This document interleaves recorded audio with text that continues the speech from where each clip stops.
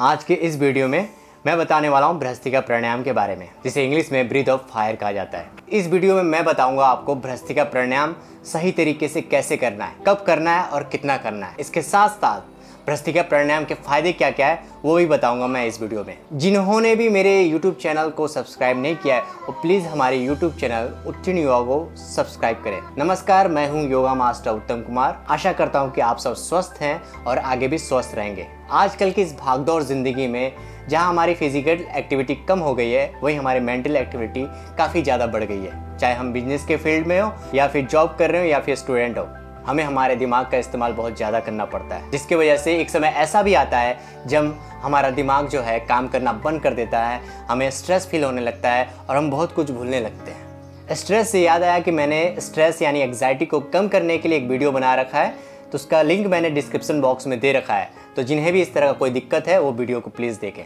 तो सबसे पहले हम भ्रस्त्रिका प्राणायाम के फायदे क्या क्या है उसके बारे में जानते हैं। सबसे पहले जानते हैं हम दिमाग के ऊपर क्या असर पड़ता है भ्रस्त्रिका प्राणायाम का। जब हम भ्रस्त्रिका प्राणायाम शुरू करते हैं तब हमारा मेंटल एबिलिटी जो है हायर हो जाता है। जैसे हम बहुत सारा याद रख पाते हैं, बहुत ज़्यादा याद रख पाते हैं, बहुत ज़्यादा देर तक कॉन्सेंट्रेट करके रख पाते हैं, बहुत ज़्यादा बारीकी से चीज़ों को सीख पाते हैं और ऐसे हमारे जो मेंटल एबिलिटी है वो धीरे धीरे बढ़ने लगती है। भ्रस्त्रिका प्राणायाम करने से होता यूँ है, जैसे जैसे हमारी उम्र बढ़ती है जो न्यूरॉन्स है वो धीरे धीरे बढ़ने लगती है, जिसकी वजह से उम्र के साथ साथ हमारी याददाश्त भी कम होने लगती है। लेकिन जब हम भ्रस्त्रिका प्राणायाम करते हैं, जिसकी वजह से हमारे न्यूरॉन्स सिर्फ टिके ही नहीं रहते बल्कि नए नए न्यूरॉन्स बनने लगते हैं, जिसकी वजह से हमारी याददाश्त भी कभी कम नहीं होती, धीरे धीरे हमारी याददाश्त जो है बढ़ती रहती है। जितना दिमाग आइंस्टीन और न्यूटन के पास था उतना दिमाग आपके पास भी है। जितना दिमाग मोदी जी के पास है उतना दिमाग आपके पास भी है। बड़े बड़े जो नेता हैं, कलाकार हैं, उनके पास जितना दिमाग है उतना दिमाग आपके पास भी है। इसलिए मैं बोलता हूँ कि दिमाग की कमी नहीं है, दिमाग को सही से यूटिलाइज करे उसकी कमी है। तो भ्रस्त्रिका प्राणायाम शुरू कीजिए और अपने दिमाग का जो यूटिलाइज है सही से कीजिए। स्टूडेंट्स के लिए भी बहुत ही फायदेमंद है भ्रस्त्रिका प्राणायाम। जो स्टूडेंट्स कोई भी सब्जेक्ट 2 से 3 घंटे में याद करते हैं, वो सब्जेक्ट को 15 से 20 मिनट में याद कर सकते हैं भ्रस्त्रिका प्राणायाम करके। नॉर्मली जो हम सांस लेते हैं उसमें हम 5 से 10 ml सांस लेते हैं, लेकिन जब हम भ्रस्त्रिका प्राणायाम करते हैं तो इसमें हमारा जो सांस लेने की जो क्वांटिटी है वो बढ़ जाती है। जैसे मान लीजिए कि इतना हम अगर सांस लेते हैं नॉर्मल ब्रीदिंग में, तो भ्रस्त्रिका प्राणायाम में इतना सारा सांस लेते हैं। जैसे देख लीजिए, पहले सांस लिया आपने और सांस छोड़ा। इसमें क्या होता है कि जैसे हम नॉर्मली जो ब्रीदिंग करते हैं, जो ऑक्सीजन अंदर लेते हैं थोड़ा लेते हैं, लेकिन जब भ्रस्त्रिका प्राणायाम करते हैं तो इसमें हमारी जो ऑक्सीजन लेने की जो इनटेक करने की जो क्षमता है वो बढ़ जाती है। भ्रस्त्रिका प्राणायाम में क्या होता है, ऑक्सीजन जो है ज़्यादा मात्रा में अंदर जाता है। जैसे नॉर्मल ब्रीदिंग में हम इतना सांस लेते हैं, तो जब भ्रस्त्रिका प्राणायाम करते हैं तो ज़्यादा सांस ले पाते हैं, इतना सारा सांस ले पाते हैं, जिससे कि हमारी बॉडी में जो ऑक्सीजन लेवल है वो बढ़ जाता है और बॉडी को जितनी आवश्यकता होती है ऑक्सीजन की, वो आवश्यकता पूर्ति हो जाती है भ्रस्त्रिका प्राणायाम से। अब जानते हैं रेस्पिरेटरी सिस्टम के ऊपर भ्रस्त्रिका प्राणायाम का क्या फ़ायदा होता है। देखिए, हमारा फेफड़ा जो है एक स्पंज की तरह है। आजकल की इस भागदौड़ ज़िंदगी में हमारे फिजिकल एक्टिविटी काफ़ी कम हो गई है, जिसकी वजह से हमारे लंग्स का बहुत बड़ा हिस्सा इस्तेमाल नहीं हो पाता है, उसका सही यूज़ नहीं हो पाता है। इसलिए हमारे लंग्स में म्यूकस यानी बलगम और कफ बनना शुरू हो जाता है। आपने देखा होगा जो लोग ज़्यादा फिजिकल एक्टिविटी करते हैं यानी एक्सरसाइज वगैरह करते हैं, उनका जो लंग्स का जो बहुत बड़ा हिस्सा है वो इस्तेमाल हो पाता है, जिसकी वजह से हम उन्हें बोलते हैं इनमें ज़्यादा दम है, ज़्यादा ताकत है। जब हम भ्रस्त्रिका प्राणायाम करना शुरू करते हैं तो अपने लंग्स का जो बहुत बड़ा हिस्सा है उसको धीरे धीरे इस्तेमाल करने लायक हो जाते हैं, जिसके वजह से हमारी जो दम है वो बढ़ जाती है, हमारी जो ताकत है वो बढ़ती है। एक तरह से हम कह सकते हैं हमारी जीवन शक्ति बढ़ जाती है इससे। अब जानते हैं कार्डियोवास्कुलर सिस्टम के लिए कितने फायदेमंद है भ्रस्त्रिका प्राणायाम। जिन्हें भी हार्ट में किसी तरह का दिक्कत है, जैसे कि हार्ट कमज़ोर है, हार्ट में किसी तरह का ब्लॉकेज है, हार्ट का पल्पिटेशन है, हाई ब्लड प्रेशर है, इस तरह का किसी तरह का दिक्कत जिसे है उसे भ्रस्त्रिका प्राणायाम करने से हम क्योर कर सकते हैं। अब जानते हैं डाइजेस्टिव सिस्टम के लिए कितना फायदेमंद है भ्रस्त्रिका प्राणायाम। देखिए, भ्रस्त्रिका प्राणायाम में हम ज़्यादा से ज़्यादा सांस लेते हैं और ज़्यादा से ज़्यादा सांस छोड़ते हैं। इस दौरान हमारा पेट भी बाहर जाता है और अंदर जाता है। बार बार पेट अंदर बाहर जाने की वजह से हमारे जो इंटरनल ऑर्गन्स है उस पर वर्क होता है, उसका मसाज होता है। मसाज होने की वजह से उनमें जो टॉक्सिन्स है वो धीरे धीरे पेशाब के रास्ते, मल के रास्ते बाहर निकल जाती है। जब हम भ्रस्त्रिका प्राणायाम करते हैं तो हमारे बॉडी में ऑक्सीजन और कार्बन डाइऑक्साइड का जो एक्सचेंज है काफ़ी तेज़ी से होता है, जिससे हमारे बॉडी में मेटाबॉलिक रेट जो है काफ़ी तेज़ी से बढ़ती है। इसलिए डायबिटीज़ टाइप 1 और टाइप 2 वालों के लिए ये भ्रस्त्रिका प्राणायाम बहुत ही फायदेमंद है। भ्रस्त्रिका प्राणायाम करने से हमारे ऑल्फैक्टरी वाल्व्स एक्टिव हो जाते हैं, जिससे हमारे सूंघने की जो क्षमता है वो काफ़ी बढ़ जाती है। भ्रस्त्रिका प्राणायाम से सिरोसिस यानी जो स्किन डिजीज है उसको हम खत्म कर सकते हैं। भ्रस्त्रिका प्राणायाम से कैंसर के किसी भी तरह के रोग को हम धीरे धीरे ठीक कर सकते हैं। अब जानते हैं भ्रस्त्रिका प्राणायाम किन्हें नहीं करना चाहिए, किन्हें अवॉइड करना चाहिए। जिन्हें भी हार्ट डिजीज है या फिर हाई ब्लड प्रेशर है या हर्निया है उन्हें नहीं करना चाहिए। प्रेग्नेंट लेडीज को भ्रस्त्रिका प्राणायाम नहीं करना चाहिए, पीरियड्स में भी नहीं करना चाहिए। जिन्हें भी बैक पेन है या फिर किसी तरह का सर्जरी हुआ है या फिर मिर्गी के दौरे पड़ते हैं उनको ये भ्रस्त्रिका प्राणायाम नहीं करना चाहिए। अगर आपको भ्रस्त्रिका प्राणायाम करना है तो सामान्य गति में करें या फिर किसी योग शिक्षक की निगरानी में करें। तो आइए जानते हैं भ्रस्त्रिका प्राणायाम कैसे करना है। भ्रस्त्रिका प्राणायाम जो है हम 3 तरह से कर सकते हैं, जैसे कि सामान्य गति, मध्यम गति और तीव्र गति। सामान्य गति जो है वो बिगिनर्स को करना चाहिए। मध्यम गति थोड़ा प्रैक्टिस अच्छी हो जाए तो मध्यम गति में कीजिए, और जब प्रैक्टिस बहुत ज़्यादा अच्छी हो जाए तो आप तीव्र गति में कीजिए। तो शुरुआत कैसे करना है? सबसे पहले आपको ऐसे सुखासन में बैठ जाना है। अगर आप पद्मासन में बैठ सकते हैं पद्मासन में बैठिए, या फिर वज्रासन में भी बैठ के आप भ्रस्त्रिका प्राणायाम कर सकते हैं। जिन्हें ऐसे नीचे बैठने में कोई दिक्कत हो रही है वो चेयर पे भी बैठ सकते हैं या फिर बेड के ऊपर भी बैठ के कर सकते हैं। ध्यान रखना है आपको बैक स्ट्रेट रखना है और गर्दन को सीधा रखना है। भ्रस्त्रिका प्राणायाम के लिए आप जहाँ भी बैठें वहाँ आपको आराम से बैठना है और पीठ को सीधा रखना है, गर्दन को सीधा रखना है। भ्रस्त्रिका प्राणायाम के कई सारे वेरिएशंस हैं, तो मैं कई सारे वेरिएशंस को इस वीडियो में आपको बताऊंगा जो आराम से आप कर सको। तो सबसे पहले आपको मैं नॉर्मल भ्रस्त्रिका प्राणायाम बताऊंगा। नॉर्मल भ्रस्त्रिका प्राणायाम करेंगे सामान्य गति में। सीधा बैठ जाना है आपको ऐसे नॉर्मल रिलैक्स होके। सांस को अंदर खींचिए, गहरी सांस लीजिए अंदर और सांस छोड़िए। आराम आराम से सांस लेना है अंदर, गहरी सांस भरिए अंदर और सांस छोड़िए। सामान्य गति में आपको आराम आराम से सांस अंदर भरना है। पहले पेट के अंदर भरना है सांस को, फिर छाती के अंदर, फिर सांस छोड़ते हुए छाती से सांस को बाहर निकालना है, फिर पेट से। गहरी सांस लीजिए, आराम आराम से सांस लेना है और आराम आराम से सांस छोड़ना है। ऐसे कर करके आपको 10 बार करना है। 10-10 करके 3 राउंड्स करना है। जब प्रैक्टिस अच्छी हो जाए तो 5 राउंड्स कीजिए, फिर 7 राउंड्स। धीरे धीरे आपको राउंड्स बढ़ाने हैं, मतलब 10-10 करके ही काउंट करना है आपको। अब मध्यम गति में कैसे करना है देख लीजिए।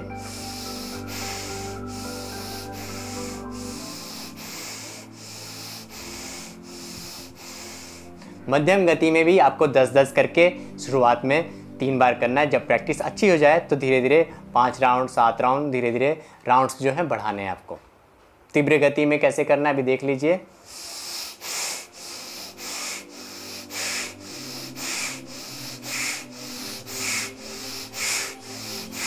ज़्यादा से ज़्यादा सांस लेना है और ज़्यादा से ज़्यादा सांस छोड़ना है। सांस जो है आपको पेट के अंदर भरना है, फिर छाती के अंदर, और छाती से सांस को पहले बाहर निकालना है, फिर पेट से बाहर सांस को निकालना है। तीव्र गति में भी आप भ्रस्त्रिका प्राणायाम 10-10 करके 3 राउंड कीजिए। फिर जब धीरे धीरे प्रैक्टिस बढ़ जाए तो धीरे धीरे बढ़ाइए इसको। और एक बात ध्यान देना है आपको, भ्रस्त्रिका प्राणायाम में ऐसे बैक को ऐसे झुकाना नहीं है, हंस नहीं बनाना है। और जो नॉर्मल ब्रीदिंग करते हैं, नॉर्मल ब्रीदिंग से थोड़ा फास्ट ब्रीदिंग करेंगे। हम सांस को ज़्यादा अंदर लेंगे और ज़्यादा बाहर छोड़ेंगे। नॉर्मली जो हम सांस लेते हैं और सांस छोड़ते हैं उससे थोड़ा तेज़ी में सांस लेना है और सांस छोड़ना है। आइए अब भ्रस्त्रिका प्राणायाम के वेरिएशंस को देखते हैं कि कौन कौन से वेरिएशंस हैं इसके जो आप आराम से सीख पाएँ। तो सबसे पहला वेरिएशन जो है, ऐसे सांस लेते हुए ऊपर लेके जाइए दोनों हाथों को। सामान्य गति में सबसे पहले करेंगे हम। सांस भरिए अंदर और सांस छोड़ते हुए दोनों हाथ नीचे।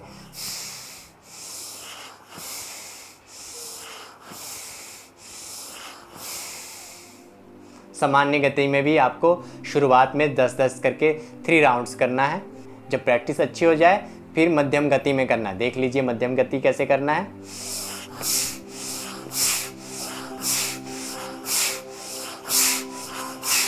ये मध्यम गति हो गया। तीव्र गति देख लीजिए अब।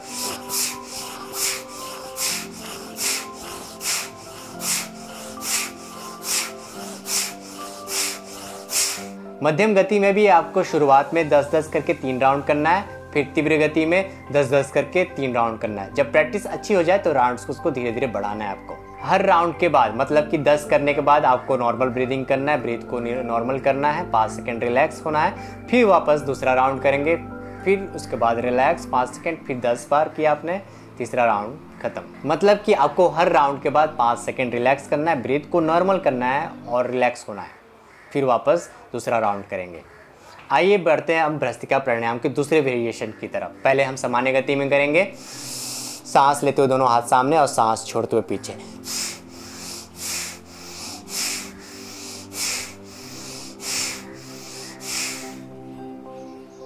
ये सामान्य गति और मध्यम गति। अभी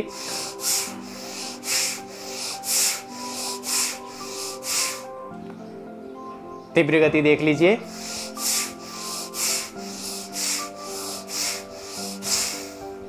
ये रहा भ्रस्तिका प्राणायाम का दूसरा वेरिएशन। इसमें भी आपको शुरुआत में सामान्य गति में करना है, जब प्रैक्टिस अच्छी हो जाए फिर मध्यम गति में, उससे भी ज़्यादा अच्छी प्रैक्टिस हो जाए फिर तीव्र गति में करना है। सामान्य गति को भी 10-10 करके 3 राउंड्स करना है, जब प्रैक्टिस अच्छी हो जाए फिर राउंड्स को आपको बढ़ाना है, 3 से 5 करना है, 5 से 7 धीरे धीरे बढ़ाते रहना। मध्यम गति को भी 10-10 करके 3 राउंड्स करना है और तीव्र गति को भी 10-10 करके 3 राउंड्स करना है। अब देखिए भ्रस्तिका प्राणायाम का तीसरा वेरिएशन। सबसे पहले आपको दोनों हाथों को ऐसे सामने रखना है, सांस लेते हुए दोनों हाथों को बाहर खोलिए और अपने सिर को राइट साइड घुमाइए दाहिने तरफ, और सांस छोड़ते हुए सामने देखिए। सांस लेते हुए दोनों हाथ बाहर खोलना है और बाएं तरफ एक बार सिर को घुमाना है लेफ्ट साइड, और सांस छोड़ते हुए सामने। सामान्य गति में कर रहे हैं। पहले सांस लेते हुए बाहर खोलना है तो वो सांस छोड़ते हुए अंदर। 5 बार दाहिने तरफ करेंगे और 5 बार बाएं तरफ। ऐसे ऑल्टरनेट साइड आपको सिर को घुमाना है, एक बार दाहिने तरफ एक बार बाएं तरफ।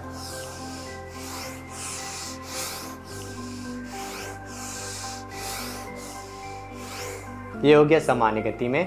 अब मध्यम गति में कैसे करना है देखिए।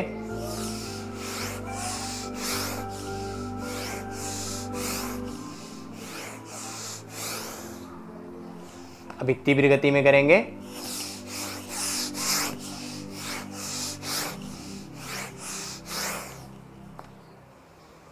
तो ऐसे आपको 10-10 करके 3 राउंड करना है शुरुआत में सामान्य गति, फिर जब प्रैक्टिस अच्छी हो जाए फिर धीरे धीरे राउंड्स बढ़ाना है, और जब सामान्य गति अच्छी हो जाए फिर मध्यम गति में करना है 10-10 करके 3 राउंड्स, फिर मध्यम गति अगर अच्छी हो जाए फिर प्रैक्टिस जब ज़्यादा हो जाए तो तीव्र गति में करना है 10-10 करके 3 राउंड। और एक बात ध्यान देना है, शुरुआत में आपको सामान्य गति में ही प्रैक्टिस करना है। तीनों जो वेरिएशन अगर आप करना चाहें कर सकते हैं, लेकिन आपको सामान्य गति में शुरुआत में करना है। जब प्रैक्टिस अच्छी होने लगे तो तीनों जो वेरिएशंस हैं उनको भी आप मध्यम गति में ही कीजिए। जब उससे भी ज़्यादा अच्छी प्रैक्टिस हो जाए, आप एडवांस लेवल पे हो जाओ, तो आप तीव्र गति में तीनों वेरिएशंस कर सकते हैं। लेकिन ध्यान देना है, जिस गति में आप कर रहे हैं उसी गति में आप कर सकते हैं। जो सामान्य गति का जो प्राणायाम है, मध्यम गति का जो प्राणायाम है और तीव्र गति का जो प्राणायाम है, इन तीनों प्राणायाम में आपको हर राउंड के बाद 5 सेकंड रिलैक्स करना है, ब्रीथ को, बॉडी को रिलैक्स करना है 5 सेकंड, फिर 10 बार करके एक राउंड कंप्लीट करना है, फिर आपको 5 सेकंड रिलैक्स करना है, ब्रीथ को नॉर्मल करना है। एक के बाद एक तीनों राउंड कंप्लीट नहीं करना है, आराम आराम से ये भ्रस्तिका प्राणायाम करना है। अब जानते हैं भ्रस्तिका प्राणायाम करते वक्त गलतियाँ क्या क्या होती हैं। तो सबसे पहले बहुत लोग ऐसे झुक के फिर प्राणायाम करते हैं, तो ऐसे आपको भ्रस्तिका प्राणायाम नहीं करना है। आप जब भी जहाँ भी बैठो, आप पीठ को सीधा रखना है, आपको गर्दन को सीधा, फिर उसके बाद ही भ्रस्तिका प्राणायाम करना है। दूसरी गलती, बहुत लोग नाक से सांस लेते हैं और मुंह से सांस छोड़ते हैं ऐसे। ये भी एकदम गलत तरीका है भ्रस्तिका प्राणायाम का। भ्रस्तिका प्राणायाम में कभी भी मुंह से सांस छोड़ना नहीं होता है, आपको नाक से ही सांस लेना होता है और नाक से ही सांस छोड़ना होता है। तीसरी गलती बहुत लोग जो करते हैं वो सिर को ऐसे ऊपर लेते हैं और सांस लेते हैं, तो ये गलती भी नहीं करना है। फेस को सामने की तरफ सीधा रखना है और फिर आपको करना है भ्रस्तिका प्राणायाम ऐसे। इस वीडियो में मैंने बता दिया भ्रस्तिका प्राणायाम कैसे करना है, उसके कई सारे वेरिएशंस भी बता दिए। भ्रस्तिका प्राणायाम के और भी कई सारे वेरिएशंस हैं, तो इस वीडियो में मैंने 3-4 ही वेरिएशंस बताए हैं आपको। आप इतने ही वेरिएशंस कीजिए, इतना ही काफ़ी है आपके लिए, आपको स्वस्थ रहने के लिए। मुझे आशा है कि आप बहुत कुछ सीख गए इस वीडियो से और आप नियमित भस्त्रिका प्राणायाम करेंगे। बहुत लोगों का क्वेश्चंस रहता है कि भस्त्रिका प्राणायाम में सांस को पेट के अंदर भरना होता है या लंग्स के अंदर। देखिए, भस्त्रिका प्राणायाम में जो है आपको सबसे पहले पेट के अंदर सांस भरना है, फिर छाती के अंदर, फिर सांस जो छाती से बाहर को पहले निकालना है, फिर पेट से बाहर निकालना है। इसी को थोड़ा सा आपको तेजी में करना है।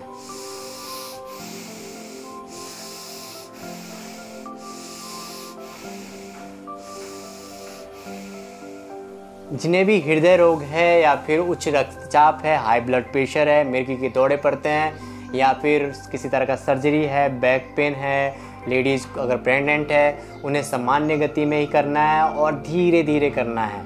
आराम आराम से भस्त्रिका प्राणायाम करना है। ज़्यादा अच्छा होगा कि ये किसी योग शिक्षक के निगरानी में ही आप प्राणायाम करें तो ज़्यादा बेहतर है। अगर आपके मन में किसी तरह का कोई कन्फ्यूज़न है या फिर कोई क्वेश्चन है तो कमेंट बॉक्स में आप कमेंट करें। मैं प्रयास करूँगा आपको उस कन्फ्यूज़न को दूर करने के लिए, आपके उस क्वेश्चन का जवाब देने के लिए।